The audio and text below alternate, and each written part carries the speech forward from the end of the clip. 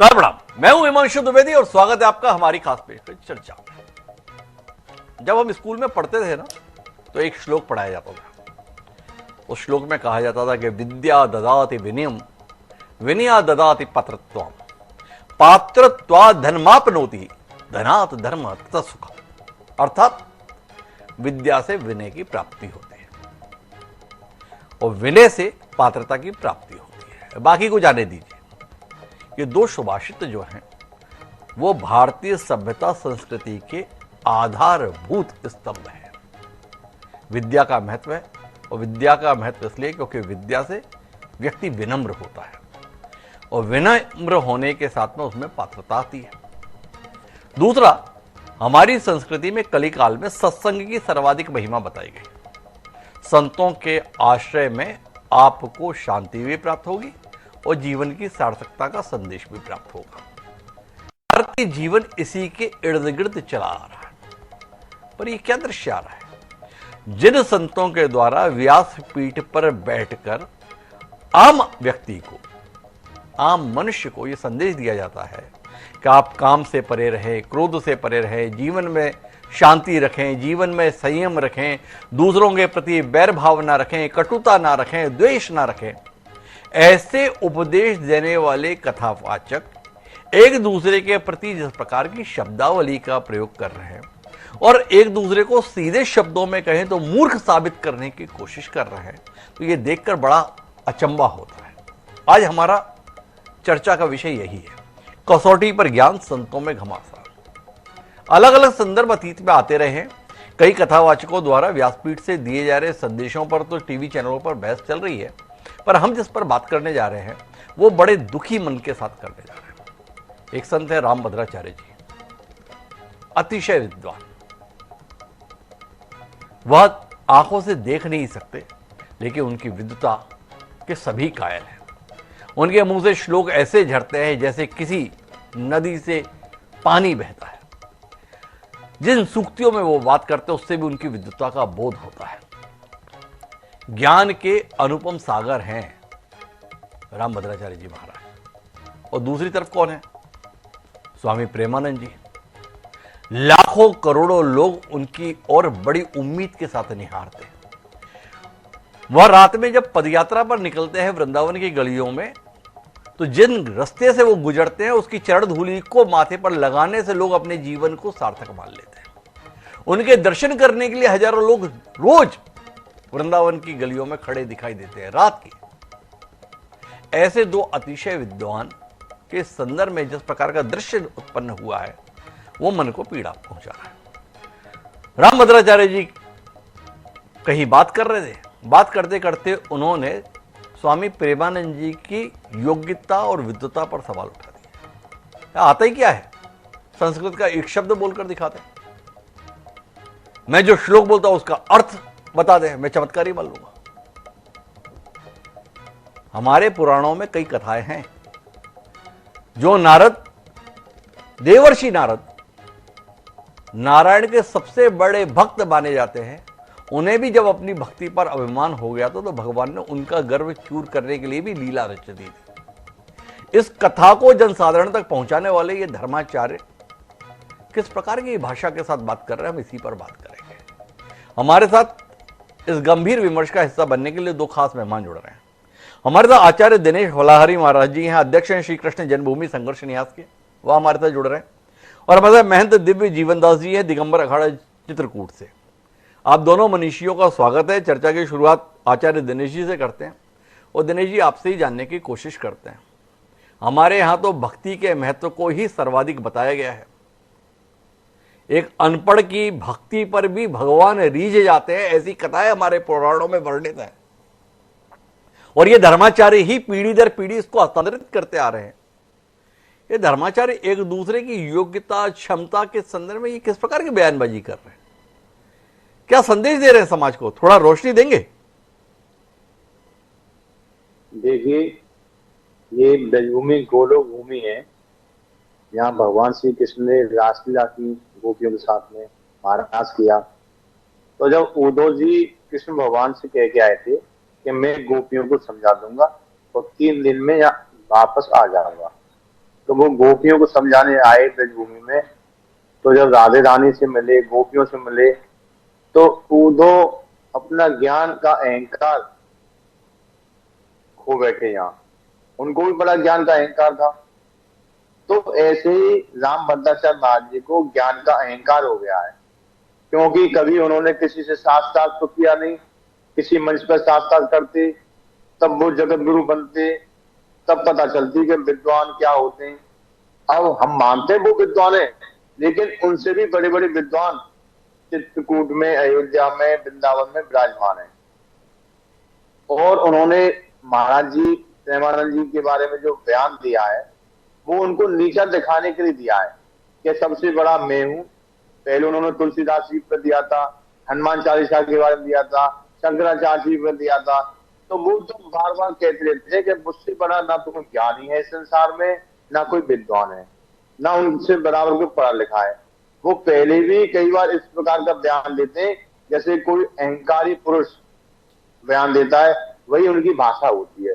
तो हम तो महाराज जी के चरणों में यही प्रार्थना करना चाहते हैं कि आप एक मंच तैयार कर लीजिए, उस मंच पर हिंदुस्तान के सभी विद्वान संत भगवान को बुलाइए, तब वहां पता चलेगा कि कौन विद्वान है, कौन विद्वान नहीं है, कौन योग्य है, कौन अयोग्य है, किसको संस्कृत आती है, किसको नहीं आती। अपने मुंह मियां मिट्टू बनना तो हर कोई कर लेगा। इसलिए संतों को अपनी मर्यादा में ही रहना चाहिए। संतों को अपनी मर्यादा में तो रहना चाहिए, पर आचार्य दिनेश जी आपका मन दुखी नहीं होता? पहले ही सनातन संस्कृति पर निरंतर आक्रमण होते आ रहे हैं।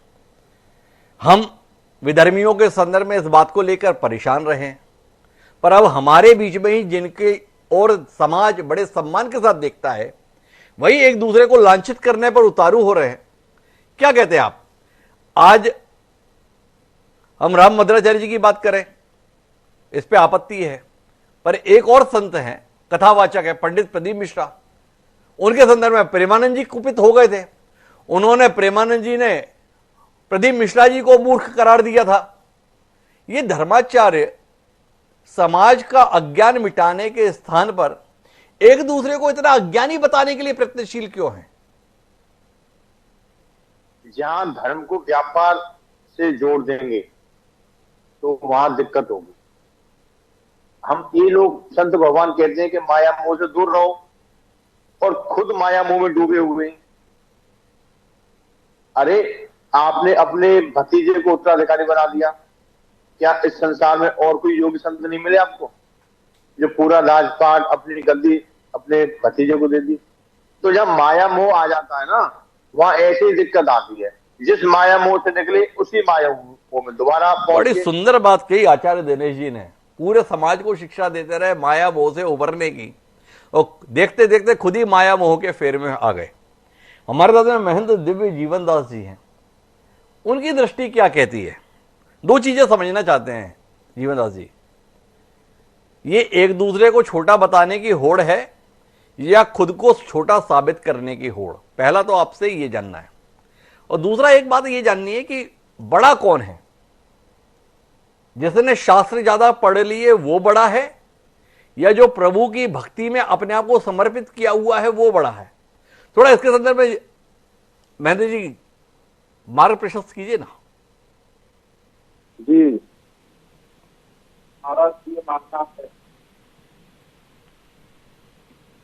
हमारा तो ये मानना है कि हमारे जगत गुरु धर्म चक्रवर्ती सम्राट पद्म विभूषित अनेक विभूषणों से अलंकृत हैं और बहुत ही ज्ञानी हैं। अनेक ग्रंथों की रचना की है और लगभग 18 घंटे वो धर्म, आध्यात्म, संस्कृति के लिए निरंतर देते रहते हैं। अंतर्राष्ट्रीय स्तर के उद्भट विद्वान हैं। और एक तरफ महाराज श्री जगत गुरु जी और एक तरफ प्रेमानंद जी, भक्ति के मार्ग में उनका कोई शामी नहीं है। और वो यद्यपि बीमार हैं, डायलिसिस पर हैं, फिर भी निरंतर भक्ति मार्ग पर सतत प्रवर्तित रहते हैं। और उनका चिंतन भी प्रभु के श्री चरणार बिंदों में है। लाखों करोड़ों की संख्या में उनके श्रद्धालु जनता जनार्दन शिष्यगण आदि हैं। तो ये दोनों सनातनी हैं, धर्म के प्रति अध्यात्म के प्रति निरंतर संलग्न रहने वाले हैं। दोनों विश्व की अमूल्य धरोहर हैं, दोनों ही एक महान विभूति हैं जिनका हमारे लिए आवश्यकता है। अब उसमें यदि किसी प्रकार से छिद्रान्वेषण किया जाता है तो मेरा तो ये मानना है कि कहीं न कहीं सनातन और धर्म को कहीं न कहीं से उसको नष्ट करने का प्रयास किया जा रहा है। और मेरी समझ से जो महाराज श्री रामभद्राचार्य जी ने अंत में उनको बालक कहा है, तो बालक के लिए माता पिता ये चेष्टा में रहते हैं कि किसी भी प्रकार से वो बहुत योग्य बने और विकास की पराकाष्ठा पर पहुंचे, उच्चतम कोटि में पहुंचे। इसी दृष्टिकोण से उन्होंने कुछ कहा है शिष्यत्व भाव में, गुरु कुम्हार किस कुंभ है, अंदर से सहार दे बाहर मारे चोर। तो गुरु जो होता है वो शिष्य के दुर्गुणों को दूर करने के लिए, उसमें एक नई प्रतिभा को लाने के लिए उस पर चोट भी करता है लेकिन अंदर से सहारा भी देता है।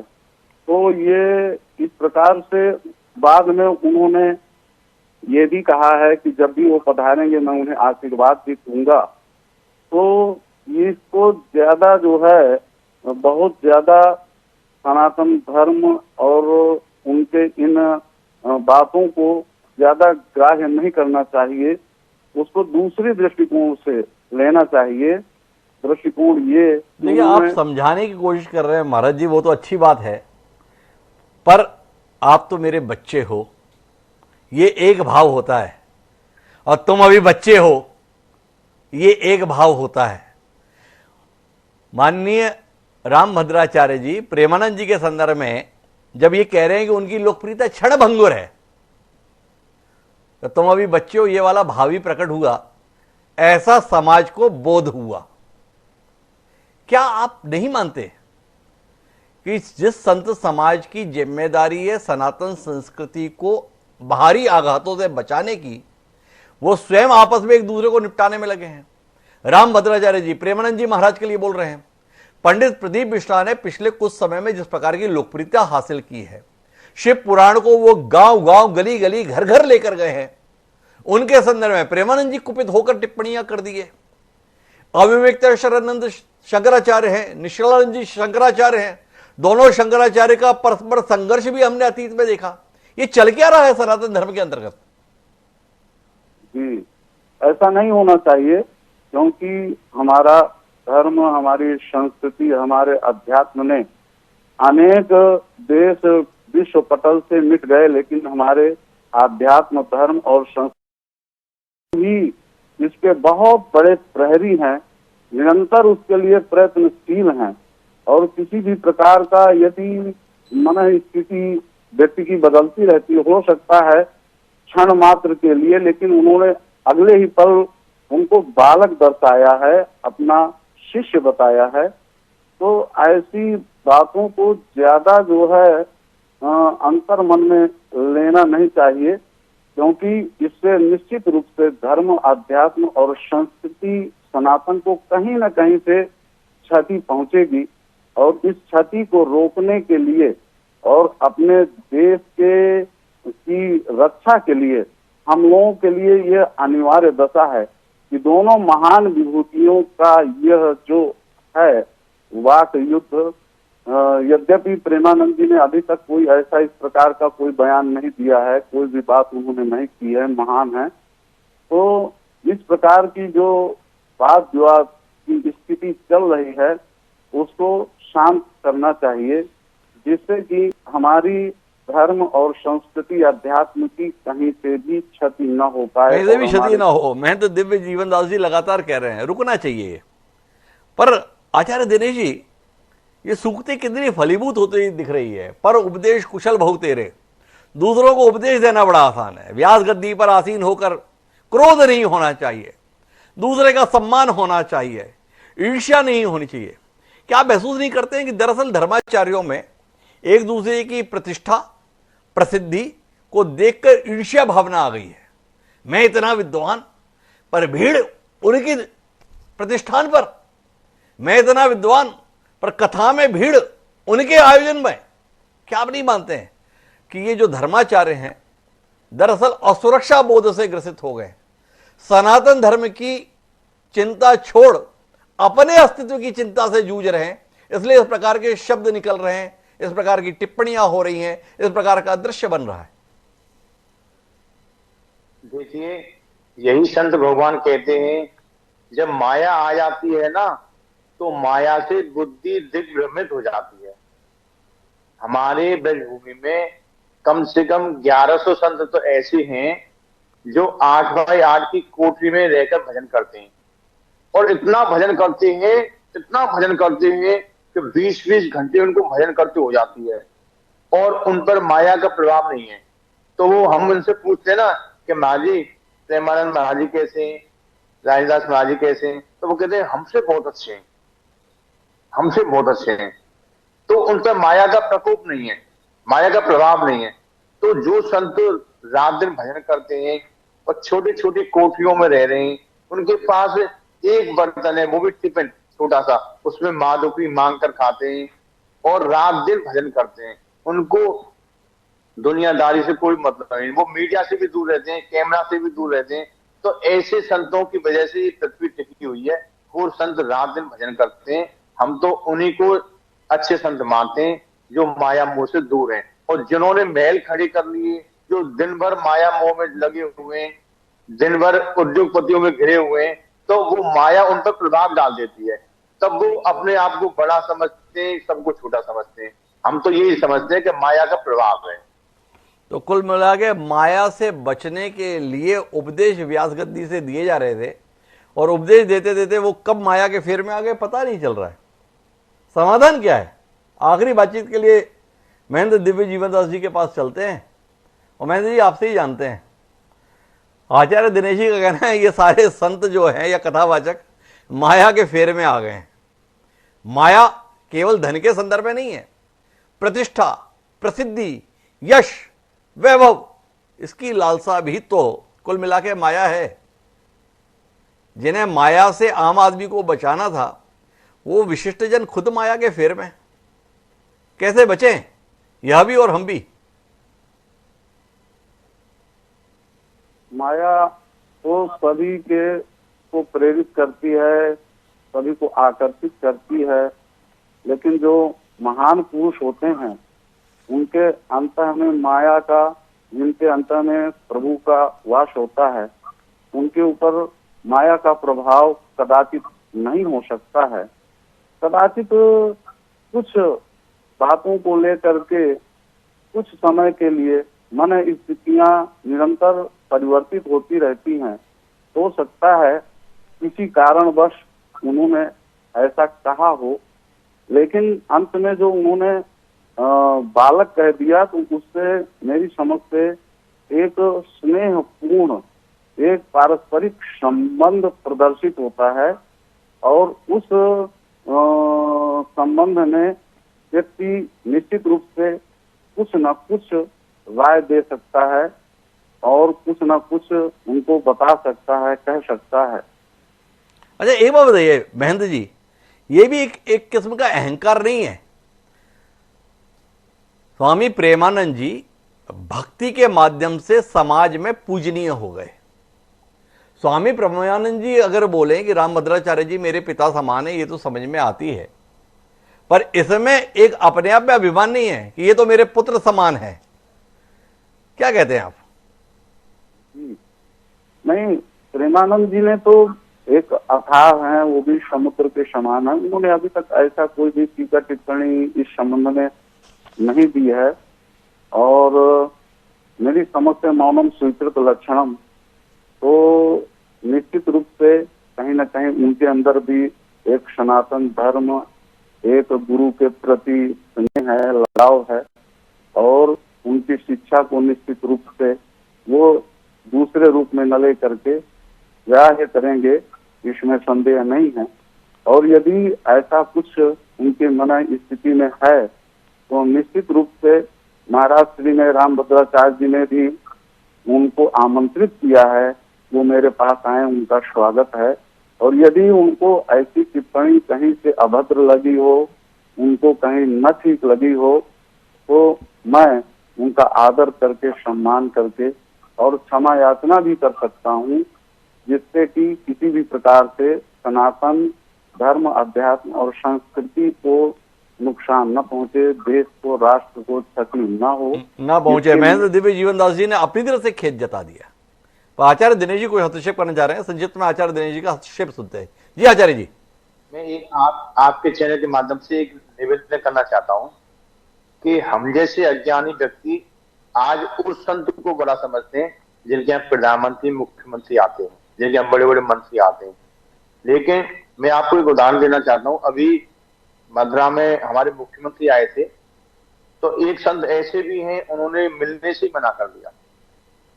वो कहते हैं हमारे भजन में विघ्न पड़ जाएगा, हमें भजन करने दीजिए। तो ऐसे संतों को हम लोग छोटा समझते हैं, और जो जिनके पास बड़े बड़े नेता आते हैं, बड़े बड़े मंत्री आते हैं, उनको हम बड़ा समझते हैं। तो ये हमारी भी अज्ञानता है।